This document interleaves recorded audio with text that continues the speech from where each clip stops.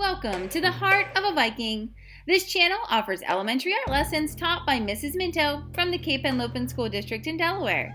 I look forward to virtually creating with you. There are new lessons posted weekly. Subscribe to the channel to make sure you don't miss a single one. So go grab your art supplies and your thinking caps and let's begin.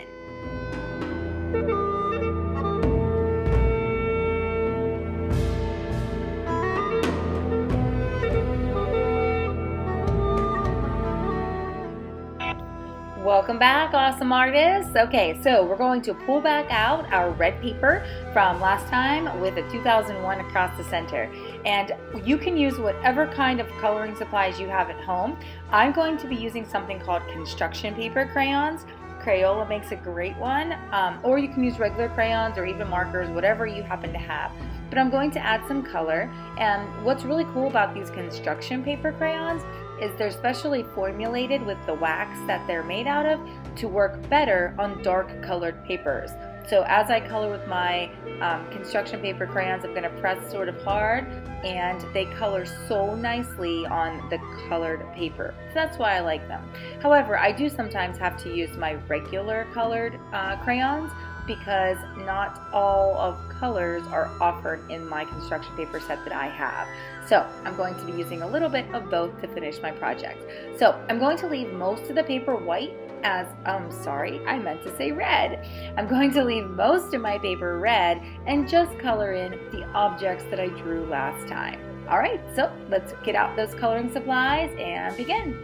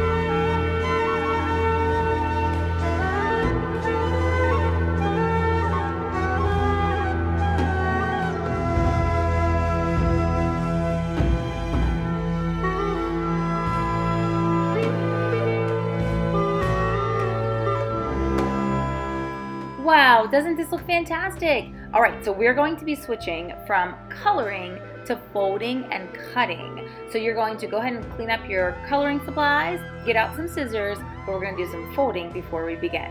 All right, so you're going to pick up your piece of paper and fold it in half from bottom to top so that it's long and skinny in front of you, just like this. And you're folding it so that the coloring is on the outside, just like mine.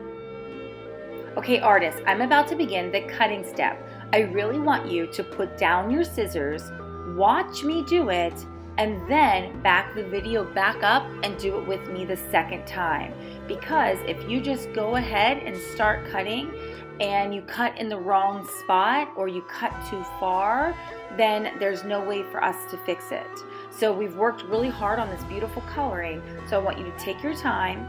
Watch me cut all of my little slices into my lantern, and then once I'm all done, back the video back up, back to this exact point, hit play again, and then cut with me the second time, okay? So put down your scissors and just watch. So now we're going to be doing some cutting, but you have to watch what I do. I start on the fold, and I cut almost to the top, but then I stop. Then I move over and cut halfway over to the edge, almost the top. And then again, halfway over on this side, almost the top. Okay, now each of these little pieces I want you to cut them in half. So cut, cut, cut, almost stop, stop. There we go. Now pick up this big piece, almost to the top, and stop. Now pick up this big guy, almost to the top, and stop. And then the last one, almost to the top, and stop. Now guess what?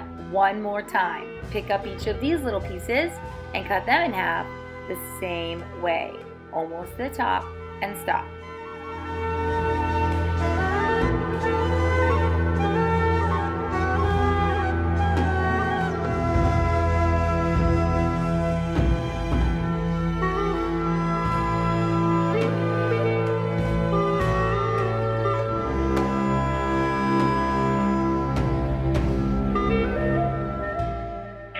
All right, that was the last one. So now you're going to very gently open your piece of paper just like this.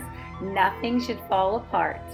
And if you roll it around like this and just sort of hold it at the top and bottom with your fingers, you can start to see the beginning of our lantern. We just have to get those ends to stick together. So I'm going to flatten this back out, grab my glue stick, and put a little bit of glue along the edge right here, all the way up from bottom to top, just like that. And then I'm going to roll it back around like I just had it in my hands a second ago, and stick the first two pieces together here, just like this. Take your time, get those lined up nicely.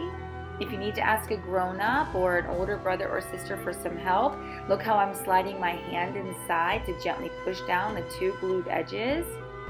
There, very nice. Okay, and that sticks pretty quick. You just want to make sure it's stuck before you start messing with it too much.